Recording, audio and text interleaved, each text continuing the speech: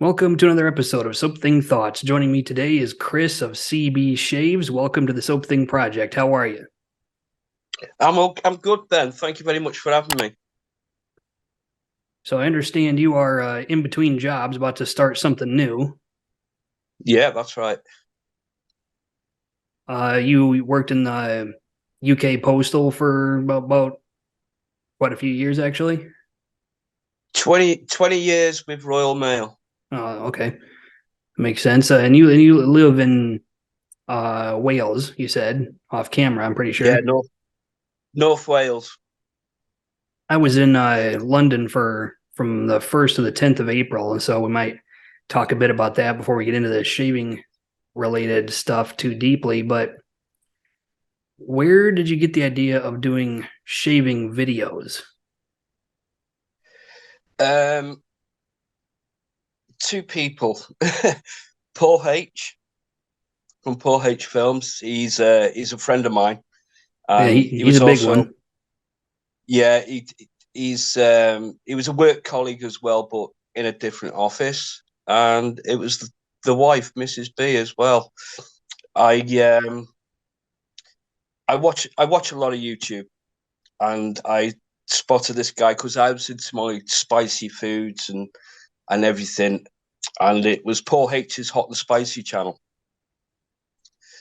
and I just kept watching it and watching it and watching it, and then one day we were shopping in town in my town where I live, and I spotted Paul H doing his shopping, and he was in uniform at the time, and I didn't realize he was even a postie. So shook his hand, said hello, videos are great. And then that was it. And I carried on watching him. And then at the end of one of his videos, he said, I'll see you in the morning on my other channel if you're watching. I went, other channel? What other channel? So I checked, and it was Paul H Films. And it was shaving. And I hated shaving. I hated the expense. With the cartridge razors, you can't recycle them. You don't get a good shave. I was sick of the gels. So I thought, I'll give it a go. So I did. And I just kept watching. And then it progressed to watching people like yourself, Arthur Knowles, Kevy Shaves, which is also a friend and work colleague. He's a postman up in Glasgow. And the wife couldn't understand why I was watching a man shave. And I just said, you'd be surprised of how relaxing it is to watch somebody else shave. And she couldn't understand it. So why don't you do a channel? I said, oh, no, I'm not doing it. I'll leave that to the experts. And I phoned Paul H up one day, and I was just talking about his videos and shaving gear because I just started buying all the gear and razors and everything because I got hooked straight away. He said, why don't you do a channel? And anyway, that's how I became to do videos. It was them two. A small world, isn't it? Yeah. Well, Paul H only lives just up the road from me. It's about 20 minutes drive. Wow. I phoned him today, actually. I always phone him when I go shopping because where I live, I don't get a signal on my phone. So every time I go to the supermarket, I always give him a ring and see how he's doing and everything. That's good of you. Keep in touch. I mean, it's amazing how this hobby will kind of bring people together in make fast friends if you're lucky. Well, yeah, that's it's overwhelming how many friends you make by just doing videos, and you become friends on Facebook and everything, and you chat. Sig Solo, I've phoned him up a few times. Yeah, it's great. It's a fantastic community. Yeah, it really is. It's amazing. Well, so there were a few things because I flew my wife to London for those 10 days, and I flew over there from Turkey, and it was kind of a dream vacation for her because she'd wanted to do Oh, that that's her right. whole life. And I'm sorry. You're based in Turkey at the moment, aren't you? Yeah, southeast Turkey Yeah. over by Adana, kind of about 20 minutes from the Mediterranean. Yeah, beautiful. So hot as hell and humid getting to be this time of the year. So How did you How did you like London? London was amazing. It's there was some good things and some bad things. Let me start with that. So one of the first big thing we noticed, and they don't show you this in the movies, they don't show you this in the brochures, they really don't show this to you anywhere. But it turns out London is full of tourists. Yeah. Yeah. So, and our first clue was when we went to the British Museum, and we had tickets for like 10 o'clock, which I think was opening time, something like Yeah. that. It was either opening time or shortly thereafter. Well, within the space of 2 hours, so many people had poured in there that when we were hanging out by the Egyptian exhibits, it was literally crotch to ass. Like you couldn't move through there. There were so Yeah. many people. It's Very like popular. you would think that there would be like a fire hazard limitation or something like that, but apparently not. One Yeah, of the it's a things, very popular place. yeah, it is. So we ended up kind of passing on maybe 1/5 of the museum just because it got to where it was just like you can't get around, and everywhere you go you can't get anything done. There's just Yeah. so many people. So, and that was on a Wednesday. So it Yeah. wasn't even like on a weekend. That was a Wednesday. So I can't Imagine imagine what what it'd be it's like at the what it's weekend. like in the summertime. Oh, you're packed in like sheep. But I did enjoy doing it. I saw some things that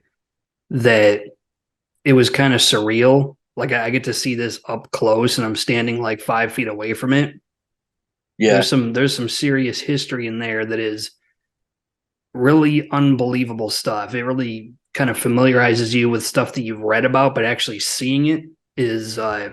is a different situation. It really is amazing stuff.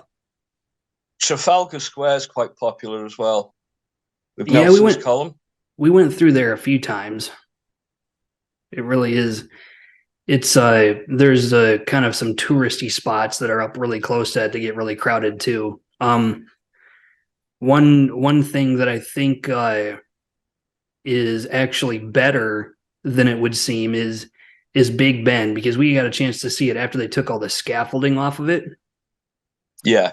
And when you like walk right up to it and you just kind of look like straight up at it, it is so much more imposing and just grandiose than you Yeah. see in pictures. Like I think Big Ben doesn't photograph well Oh, because really?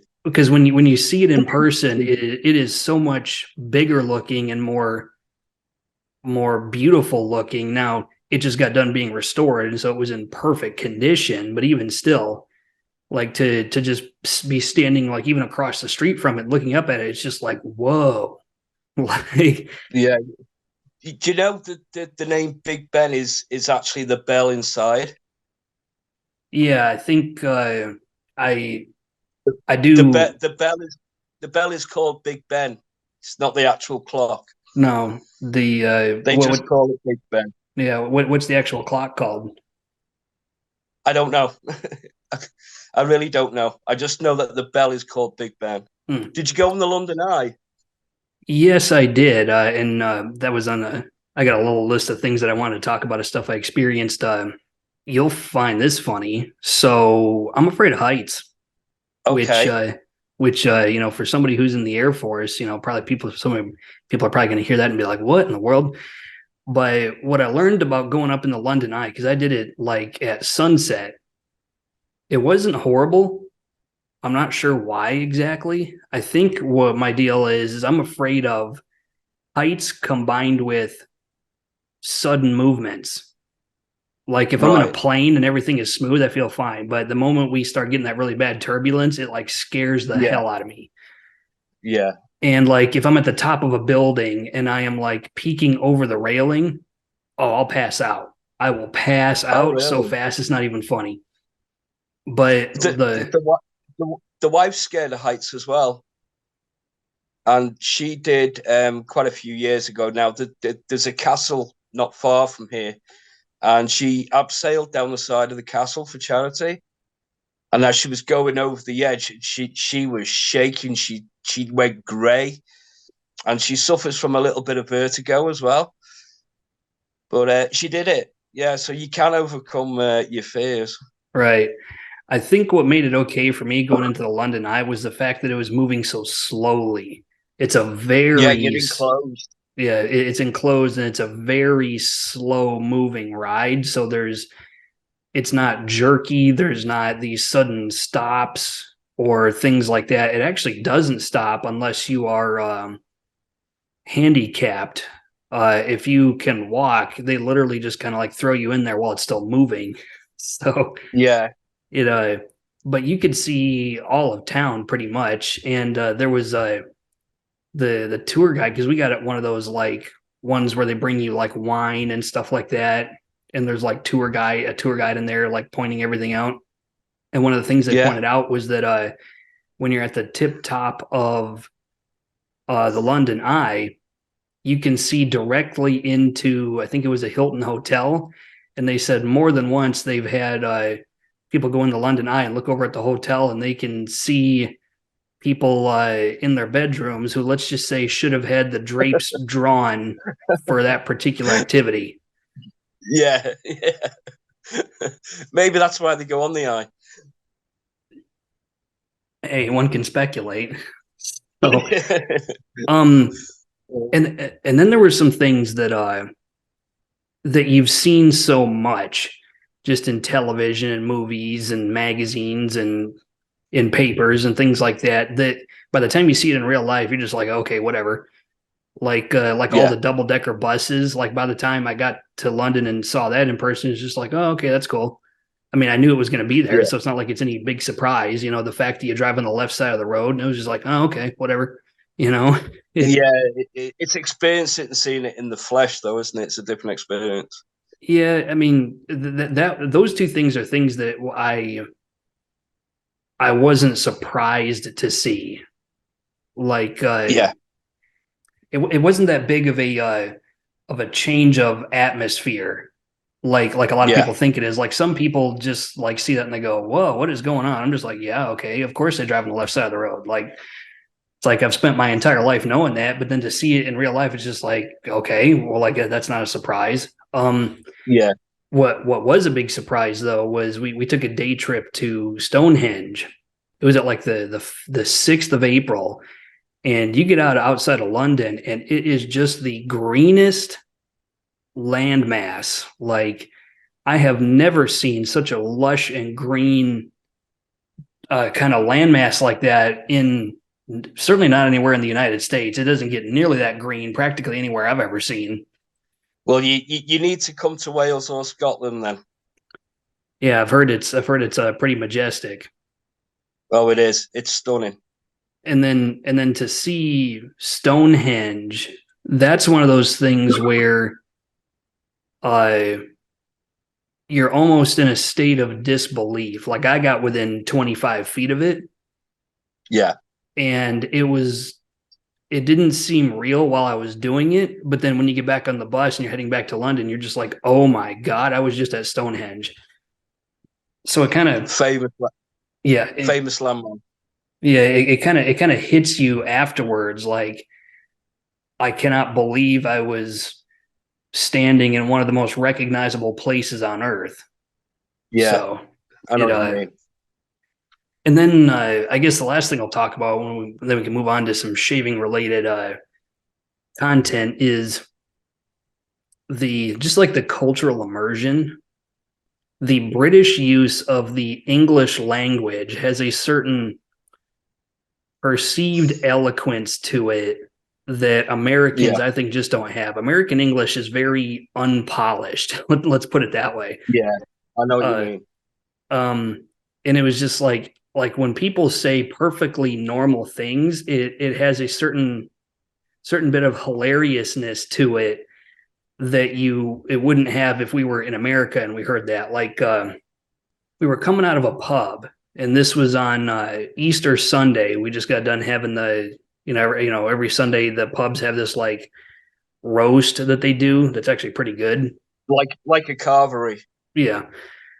So we were coming out of this pub, and there were two British guys that were standing there busting each other's balls, and one of them called the other an imbecile, and I'm like, I don't think I've ever heard that in my entire adult life, except in movies until just today.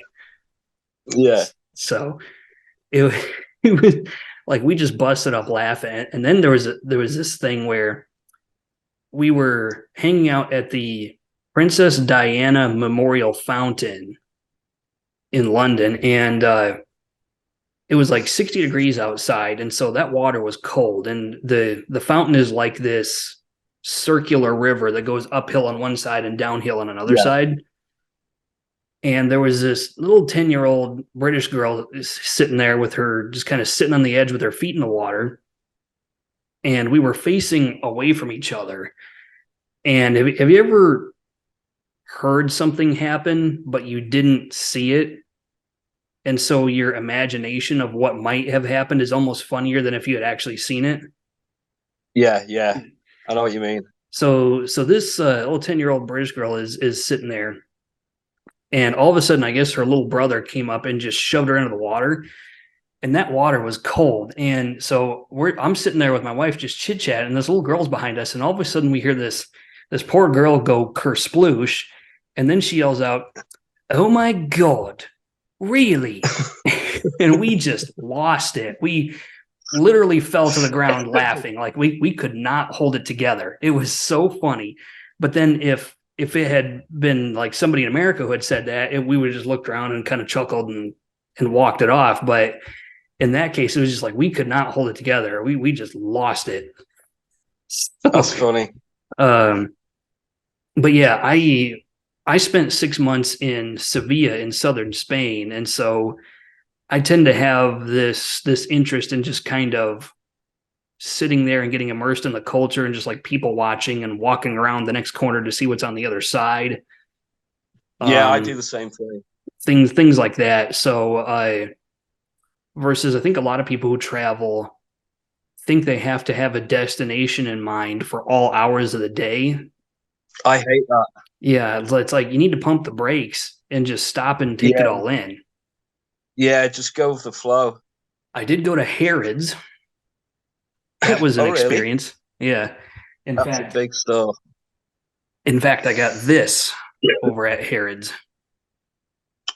All right. So Any good? I haven't tried it yet. I got to do a review on All it. right. I do know that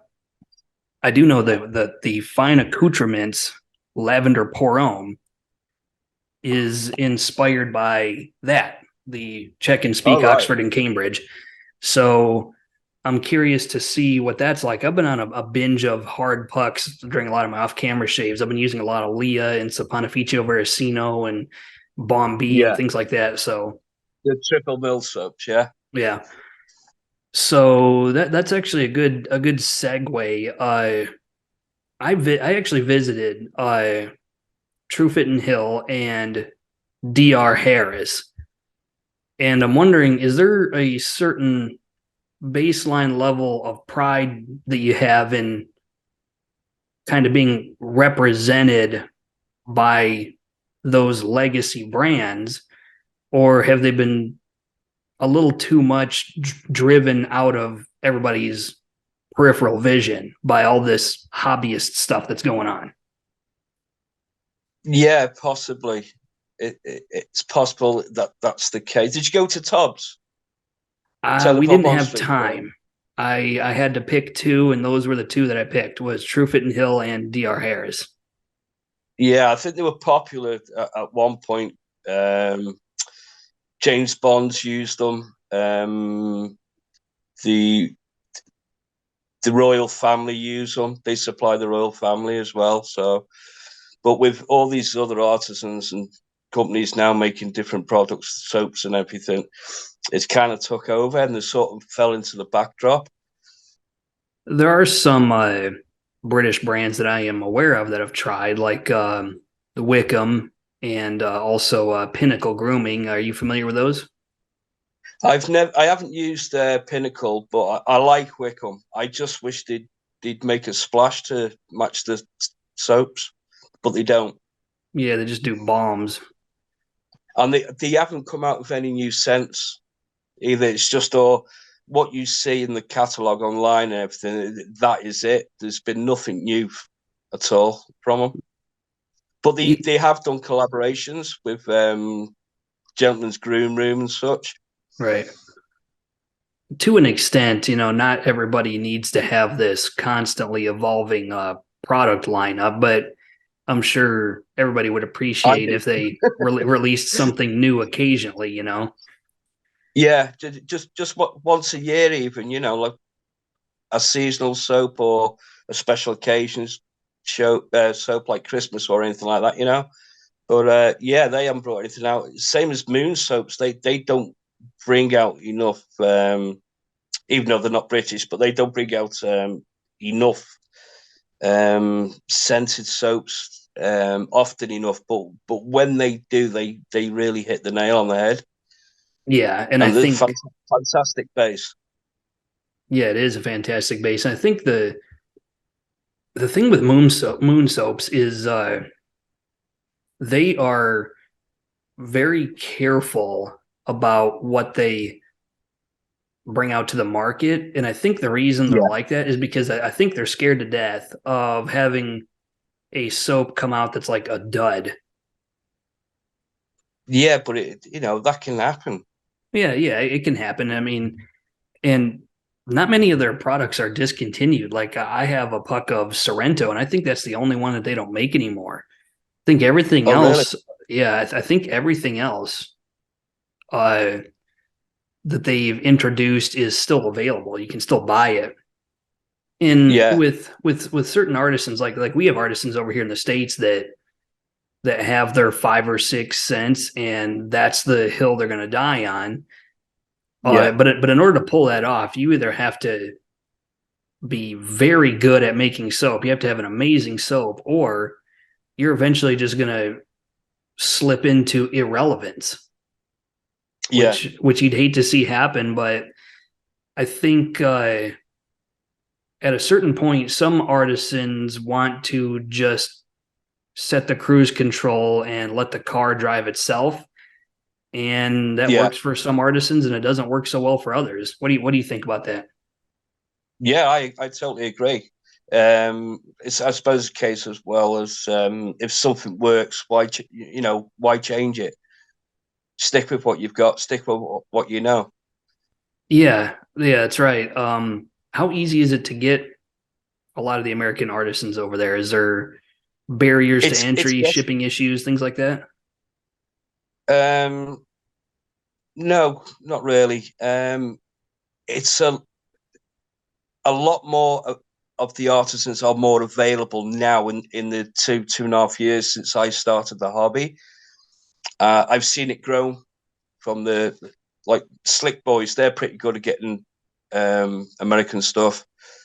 Shaving Time as well. Dave, he gets quite a few as well, and it's getting more easier to get the different artisans. Right. So yeah, and the shipping's not a problem. The only problem with the shipping is if aftershave's got alcohol in it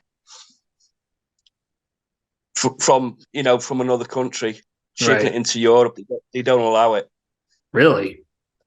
I've ordered stuff from the razor company with a matching splash, and because it's got alcohol in it, they couldn't send it, but they could send the soap, which kind of defeats the object. But yeah, it's a shame. Yeah, I mean, at that point, you're just gonna have to get creative with whatever you can get your hands on. Like, Yeah, exactly. I'm one of those guys that will try to make a soap, will try to make an aftershave work with as many soaps as I possibly can. Yeah, And that's one thing you can do is just kind of resign yourself to the fact that not everything is going to be able to have a matching splash, which is unfortunate, but sometimes you got to play no. the cards you're dealt. Well, there's that many aftershaves out there now that you can pretty much get a good manage with a soap that you can't get a matching splash. Right. So, what are some of your personal favorites when it comes to artisan software? Let's put it that way. Uh, Ariana Evans, PAA, Moon Soaps. That I would say they were more or less my top three. Okay. Um, I like so many. In the mix, in the top 10, if you like, there's Master Soap Creations. I love them. Hags. Hags is brilliant. The soap Yeah. base reminds me of Sterling, which is another favourite of mine. Right. So yeah, I've got about 10 favourites. Hags and Master Soap Creations. If you want to talk about artisan that's providing a bargain, like those two are the way to go. And what I Yeah, like about Master Soap Creations is their use of menthol. Like if you don't like the fact that you can't get an alcohol aftershave, well, some of Master Soap Creations aftershaves have so much freaking menthol that it pretty much makes up for it. Like you get a yeah, really yeah, sick menthol burn. yeah. I like the scent strength of Master Soap Creations as well, and the quality of the dupes. They're spot on, absolutely spot on. Yeah, I've only tried a couple of them, but they do seem like they know what they're doing over there. Like Yeah, it's a soap base that I think some soap bases lend better to designer or niche fragrance dupes than other bases because yeah, I've had scent dupes come in the mail and I smell it and it's like this smells nothing like what it's trying to emulate. yeah. I've But, had but the same. yeah, Or if you like, it's similar but way off. If you know what I mean. yeah. So and I think that is I think in order to get a scent dupe, because first of all, when you order a fragrance oil that's supposed to be a scent dupe of like Dior Sauvage or Tom Ford Tobacco Vanille or something like that, Yeah, you're already getting a lower quality scent than if you were buying the real thing, and then you have to try to make it work with a soap base, which is not easy to do because I've talked to artisans and they say that the way hot process soap works, certain oils from certain brands won't stay anchored to the soap, and so the scent will just dissipate after it's yeah, been yeah. That's right. dried for a while. So then you have to find a maker of these oils who their stuff actually works with the soap base, and that's not easy to do. So I would argue that it's almost harder to make a very, very good scent dupe than it is to just get like a lavender and rose combination Or work in a soap a base. sandalwood. Yeah, Yeah. yeah. That's probably why some of the artists don't come out with so many soaps because they're trying to get that balance. Yeah. And I think a lot of artisans are starting to kind of accept what kind of skill they have. Yeah, Like if that makes any sense, like no, it does. It makes perfect sense. I've talked to artisans and they said, well, there are certain things I just won't do because I've tried to pull it off and I can't do it. And it's just like, better for me to just kind of stay in my lane and, like I said, play the cards you're dealt. Yeah, Yeah, I agree. What are some of your favorite scents from PAA? Oh God. Club guy. God, there's so many. I've just got a couple of new ones. Aqua DC. That's a phenomenal scent. Um, Hotel Cecil. Yeah, that's the That's a old great Burma scent. Shave dupe. Oh, I was just thinking my favorite, and I absolutely can't remember the name of it, believe it or not. Jump 21. You mean High Jump 47? Oh, sorry. Where did I get Jump 21 from then? I don't know, 21 Jump Street. I mean, have you watched that movie lately? No. High Yeah, Jump I 47. Jump I, 47. I just That's got my favorite. I just got the shampoo puck of that. It's an interesting scent. I'm not sure if I have Everybody, matured enough for that to work for me. every, everybody's nose is different. Yeah. And the same thing for Club Guy. The original Clubman, I it's just not a scent that I can really get behind. I love their Gents Gin and their Clubman Musk and Yeah, tequila teas and whiskey woods and stuff like that. But for some reason the original one is just like I have a tough time with it. I don't know why. I just have a yeah. tough time with it. Awesome sauce as well. The deep on Prasso. Yeah. That's a great scent. I need to get a new favorite because my personal favorite from PAA got discontinued, and that was Dab, which was a scent dupe of Brill Cream, and so it had Yeah, this. I've got it. So thankfully, I've got a couple pucks, but when it's gone, it's gone. I Yeah, don't see him bringing it back anytime soon. As far as maybe if like, we maybe if everybody hounded enough Douglas, he might bring it back out.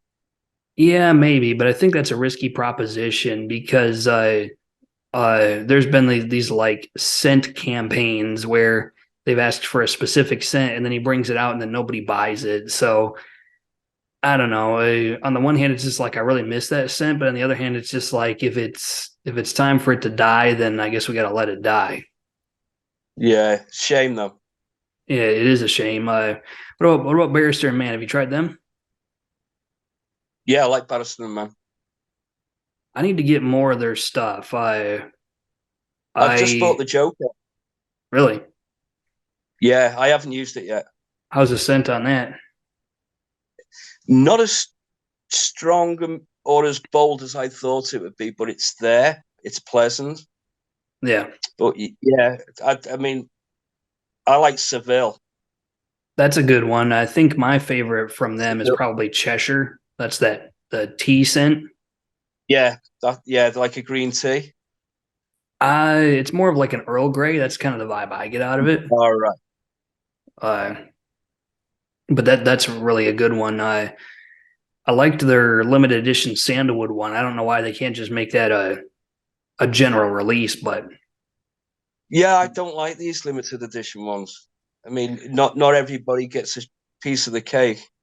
yeah, I mean, I had planned on doing a video about this exclusively, but I'll touch on this. Maybe we'll use this to kind of wrap up the video. One thing that I've always kind of had a problem with there are two things that this shaving industry does that kind of rubs me the wrong way. One is limited edition stuff where full well right out of the gate that you're only releasing this for X amount of time and then it's not coming back no matter how popular it is. It's just like, why would you do that? I don't understand why artisans would think that's a healthy business practice, but I guess they know more than I do. And the other thing Yeah, is like vendor exclusives. I've never I've never like a really private liked club. that. Like it's like, oh, if you like this scent, well, you can only get it from this retailer. It's just like I should be able to get that from Yeah, wherever the heck I want, you know? yeah, I agree. Why limit it? Well, it's I'm not gonna lie, it's a smart business decision because they are ensuring that they have customers coming back to them. It's like, oh, you can only get it here, but just on principle, I wish they wouldn't do that.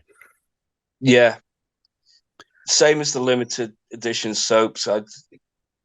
I do my best to get them, because I like collecting them as well. I collect shaving stuff. I don't necessarily use it, but I'll collect it. But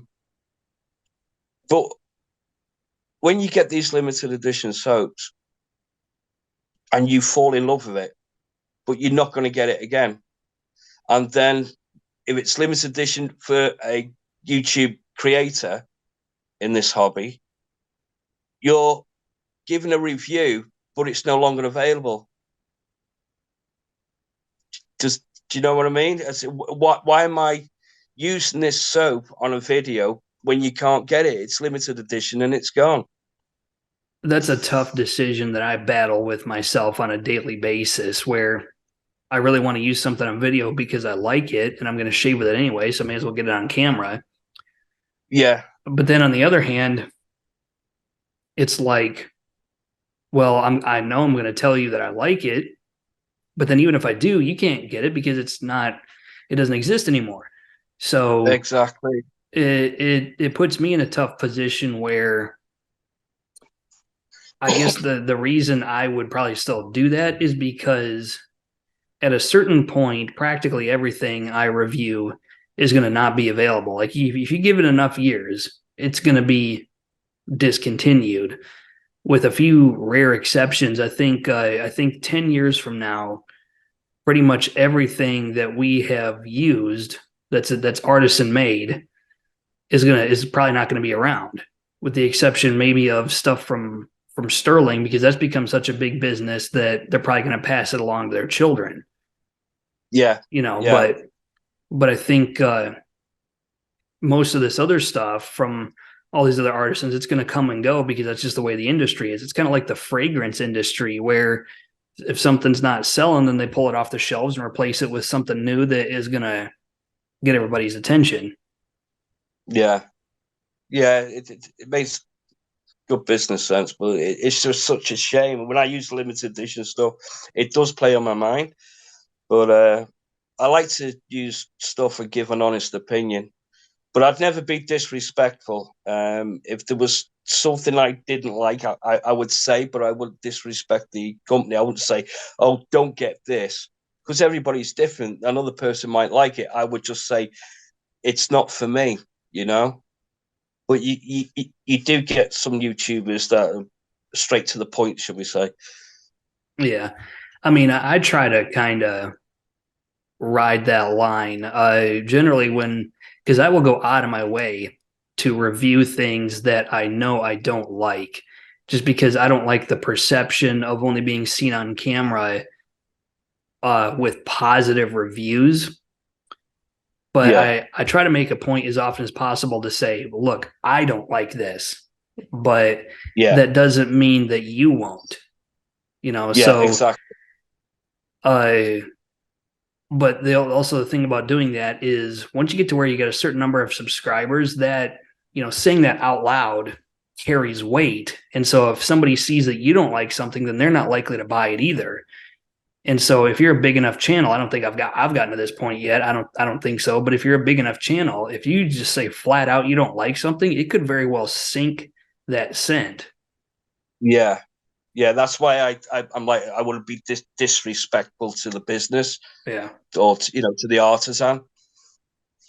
The only Because time everybody's different. yeah, Everybody's mileage is different.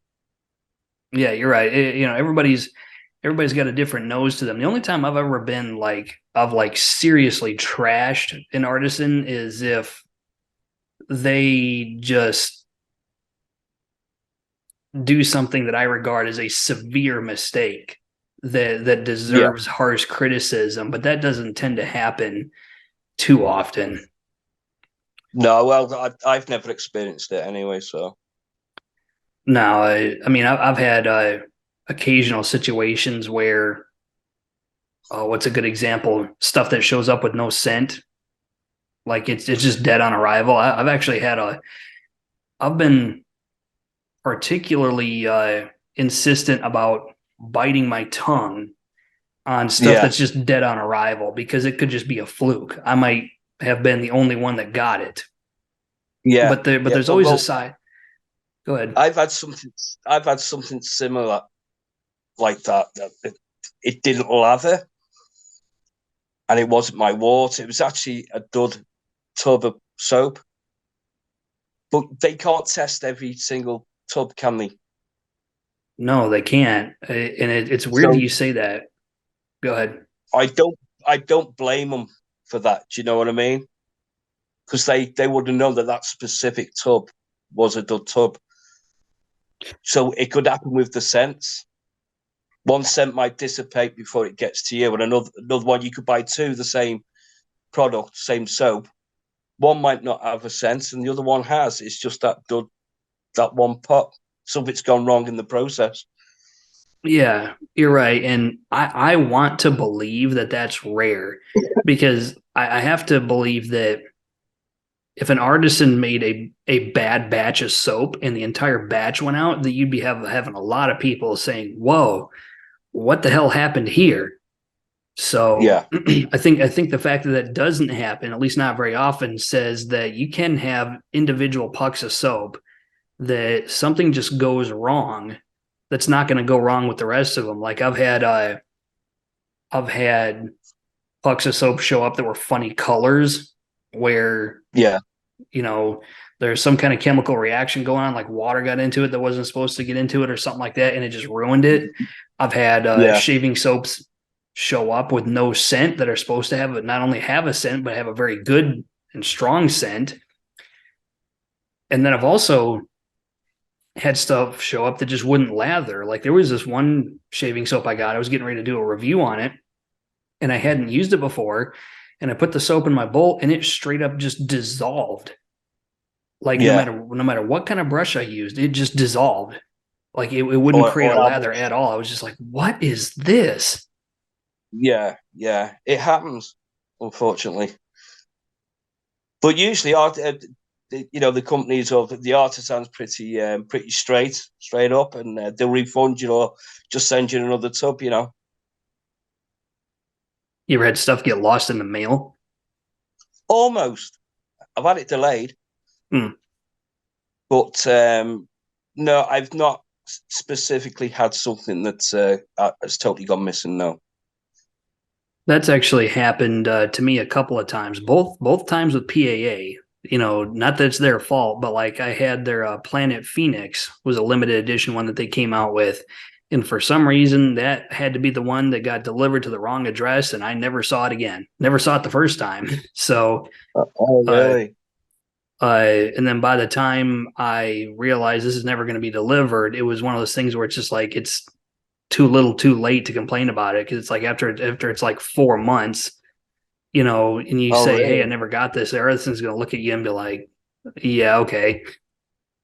But I'm Yeah. I'm actually having the same problem. I ordered the PAA metaphor razor, and for some reason that thing decided to disappear in the mail and get delivered to the wrong APO address. I'm like, why is it always PAA? So Yeah, that's strange. It's just from the one artisan.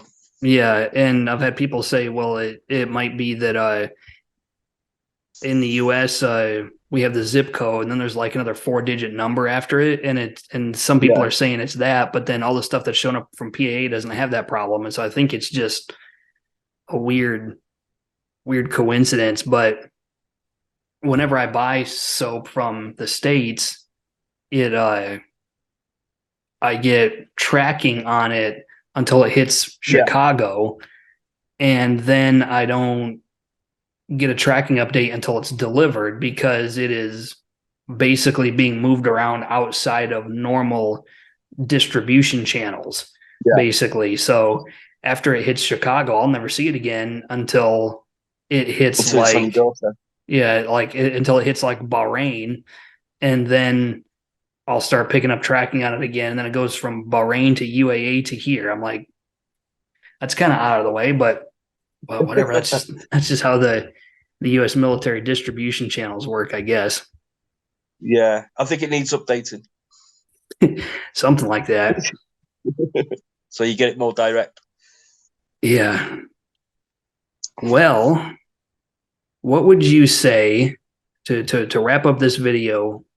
I always ask every viewer this question. What would you say for words of wisdom to new shavers or seasoned shavers that you've learned that you think would be useful information? Don't do it.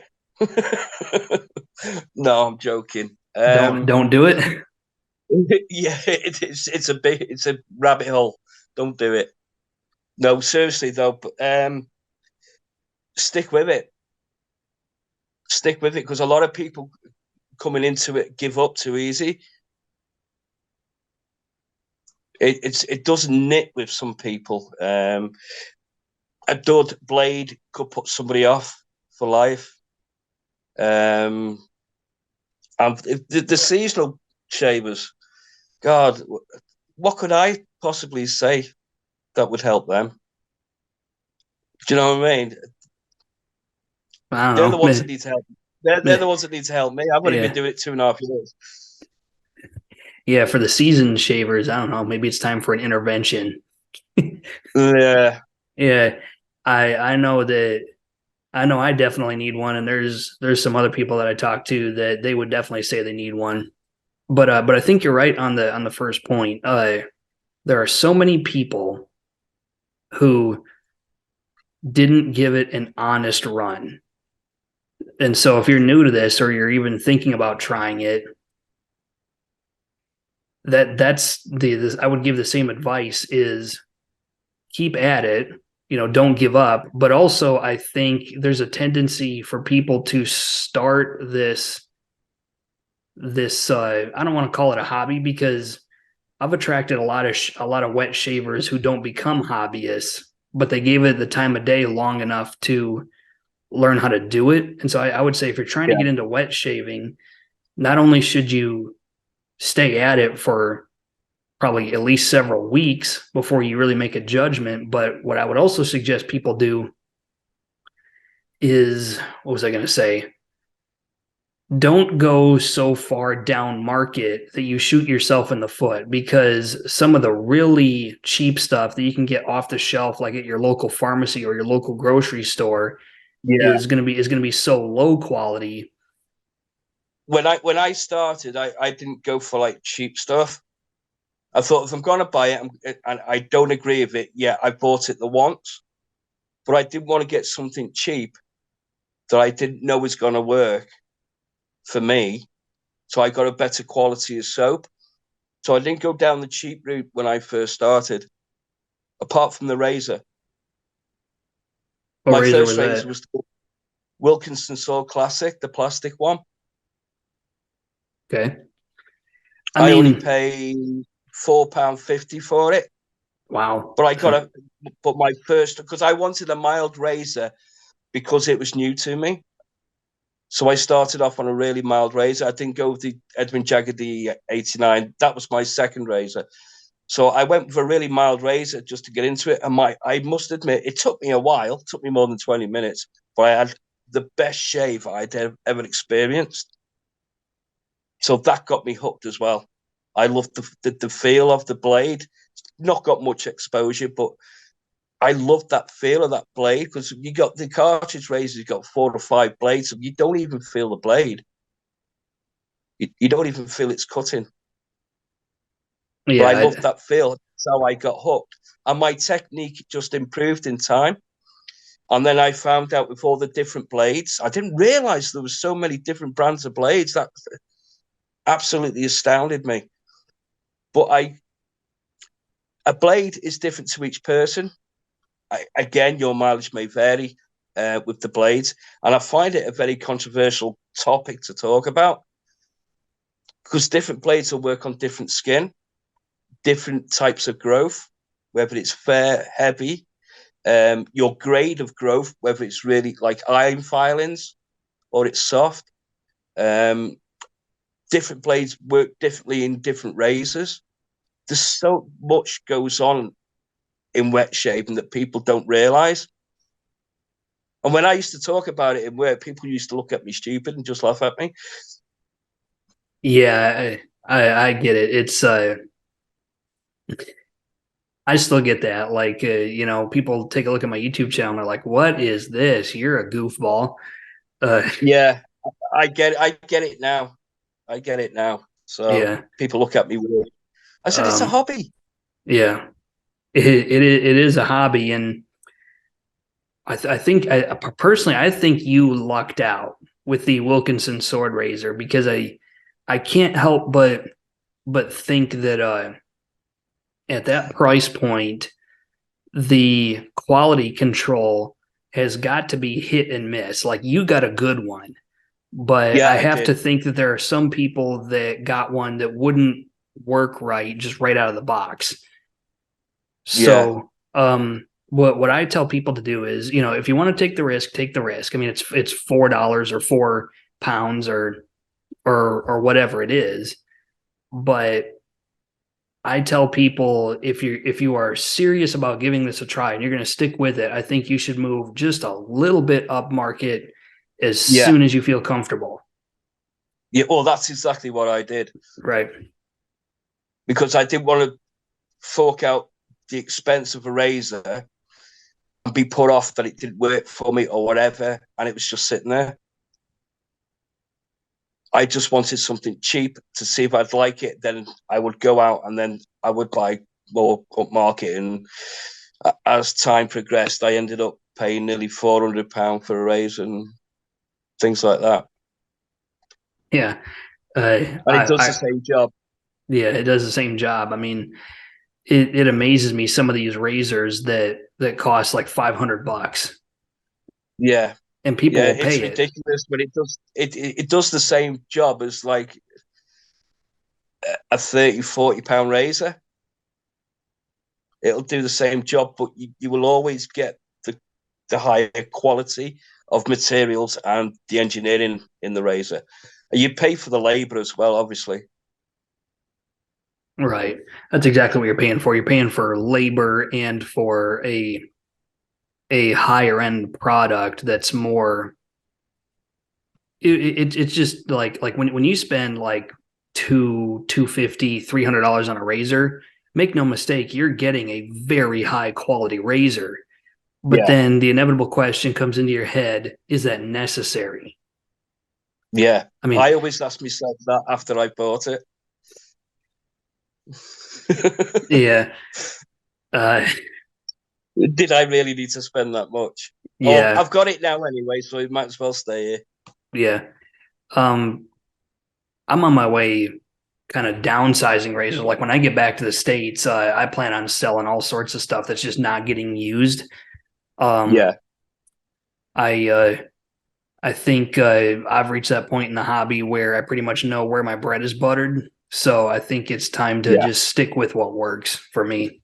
yeah, yeah. That's a good idea.